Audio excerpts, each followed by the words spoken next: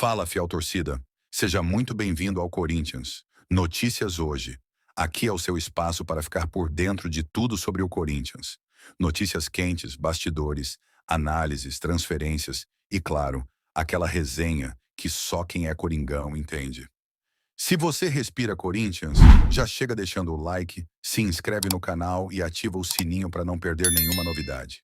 Agora, bora falar do Todo-Poderoso? Pessoal, tudo bem com vocês? Olha o clássico em preto e branco, clássico alvinegro, com Rodrigo Garro titular, Tchoca ganhando chance no time e a projeção para esse grande confronto entre Memphis e Neymar. Bom, pessoal, olha que bacana, hein? No esboço de time colocado pelo Ramon Dias na véspera do clássico contra o Santos, João Pedro Tchoca foi escalado como titular, ganhando a posição de Kaká. Finalmente, aquilo que bradávamos ao lado de André Ramalho. Ele conquistou isso no campo e merece essa oportunidade. O Corinthians já está classificado, é um clássico, é verdade, mas o Corinthians já cumpriu o que precisava na temporada e se você fizer análises técnicas a respeito dos jogadores que foram a campo, Kaká, Félix Torres, João Pedro, André Ramalho, talvez o João Pedro tenha sido o melhor zagueiro entre todos. Então, injusto ele continuar atuando em times reservas, alternativos, enquanto que numa grande chance, né, como num clássico como esse,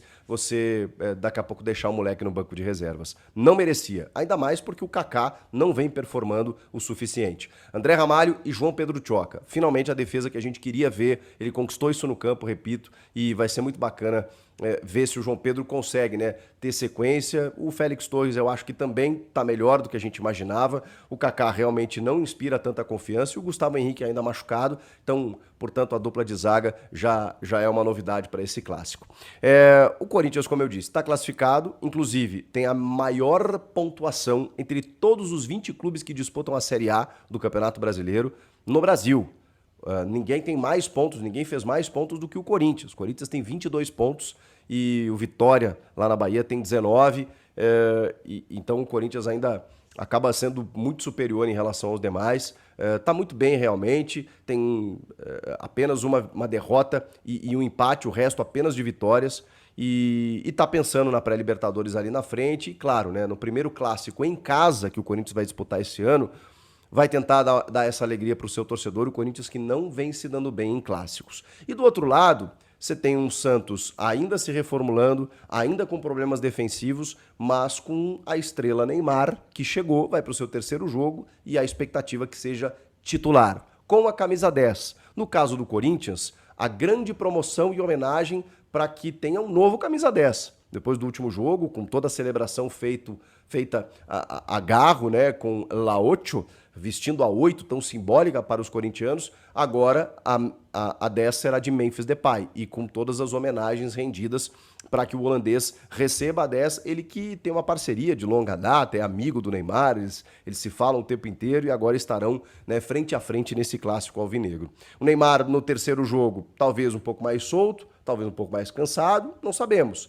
O fato é que contra o Novo Horizontino ele foi mais cansado, sentiu mais o ritmo, normal, gente. Ele tá voltando de um tempo parado, ele teve 7 jogos apenas em 1 ano e meio no Al Hilal, apenas um gol marcado. Então assim, o Neymar vem justamente para recuperar esse tempo perdido.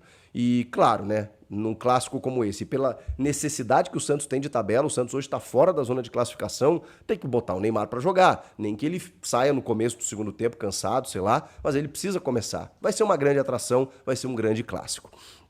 Vamos falar de outras situações, como, por exemplo, Rodrigo Garro titular. O Garro entra muito bem contra o São Bernardo, mas muito bem. Nem eu imaginava que ele fosse entrar tão bem. Depois da entrada dele, o Corinthians vence por 2-0. Não é exagero dizer isso.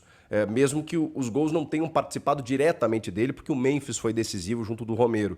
Mas o Garro dá outra dinâmica para o time no segundo tempo, encurralando o São Bernardo, bom time do São Bernardo. Então, o Garro agora, que nesse jogo começa como titular, a expectativa é a melhor possível, né? Porque você tem um entrosamento fantástico que ele tem com o Memphis Depay, o Yuri Alberto está de volta depois de cumprir suspensão, o Thales Magno voltou dos Estados Unidos depois de resolver a sua questão com o visto, o green card, vai para o banco de reservas, né? Porque ele perdeu alguns treinamentos, mas tudo bem, vai se tornar uma opção. O Thales, que é um dos principais, se não o principal jogador dessa temporada no time do Corinthians. Então vai ser uma arma fantástica para segundo tempo e a gente tem um esboço de escalação que conta com o Hugo Souza, o Mateuzinho na direita e O Hugo, que ao que tudo indica, vem conquistando a titularidade do Ramon. Não sei se o Matheus Bidu está deixando a desejar nos treinos ou no aspecto defensivo, mas eles têm priorizado em jogos maiores o Hugo do que o Matheus Bidu. Curioso, o Bidu termina muito bem a temporada 24 e o Hugo, assim como o Kaká, como eu disse, né, não inspira confiança. E o Palácios, fortalecimento muscular. Ai, de novo essa novela, né? Vamos lá. Dupla de zaga, André Ramalho e João Pedro Tchoca, fantástico. Aí o meio de campo. O Martínez, ele vai jogar. Só que o Martínez, ele tem jogado muito bem naquela função pela direita, inclusive atacando, sendo às vezes um ponta, fazendo combinações com o Mateuzinho, né, aparecendo pela linha de fundo e tudo mais. Só que na escalação tem Ranieri abrindo o meio-campo, Martínez na direita e o Carrilho na esquerda. Eu confesso para vocês que o Carrilho ele é o dono da função ali pelo lado direito. Eu não vi muito o Carrilho jogar pelo lado esquerdo, mas eu acho que ele também não vai ter problema, nenhuma dificuldade. O Carrilho é um excelente jogador e como ele é polivalente, ele é um cara que jogava inclusive como atacante pelas beiradas do campo, eu acho que ele pode se adaptar muito bem. Você tem o Rian, você tem o Alex Santana, mas não dá para tirar o Carrilho do time. E o Martínez está conquistando também essa presença, essa titularidade. Então bota o Martínez e bota o Carrilho, seja o que Deus quiser. E Rodrigo Garro na ponta do losango armando o time, com Memphis e Yuri no ataque. É um time excelente, muito próximo daquele que emendou 9 vitórias seguidas no Brasileiro do ano passado. A única alteração aí, né? Na defesa, as únicas alterações, então, o Gustavo Henrique está machucado, entre o João Pedro Tchoca, e eu acho que não perde qualidade, tá? Não perde. E o Breno Bidon, que está fazendo falta, porque está na seleção sub-20.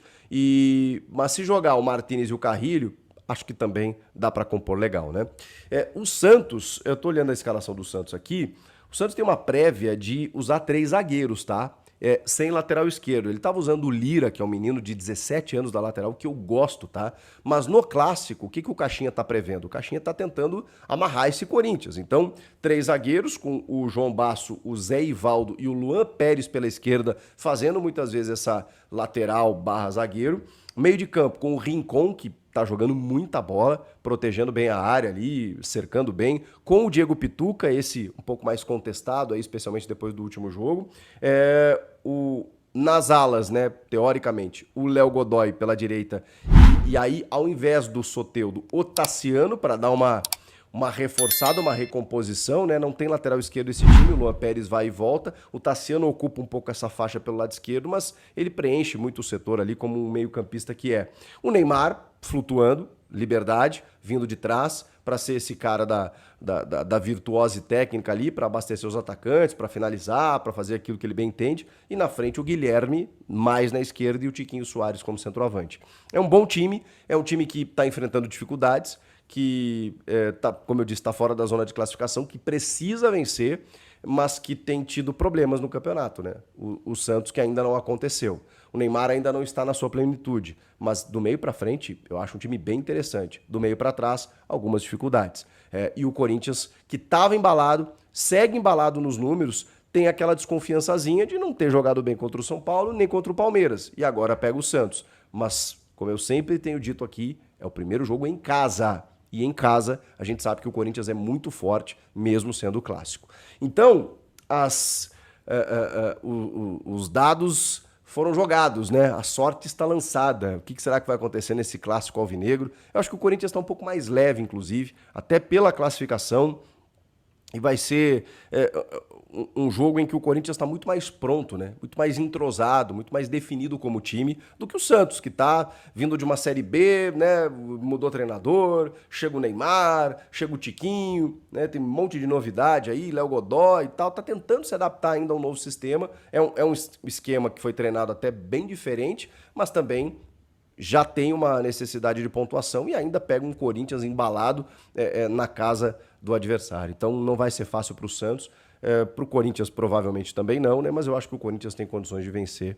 Será que o Neymar marca o primeiro gol dele? Me perguntaram até, o torcedor do Corinthians não vai se importar se o Neymar fizer gol e tudo mais. Tá bom. O que vocês acham que vai acontecer no jogo? Comenta aqui. E aí, fiel torcida, vocês gostaram do vídeo? Deixa o like aí pra nós e já se inscreve também para não perder nenhuma novidade do nosso timão. Vai, Corinthians!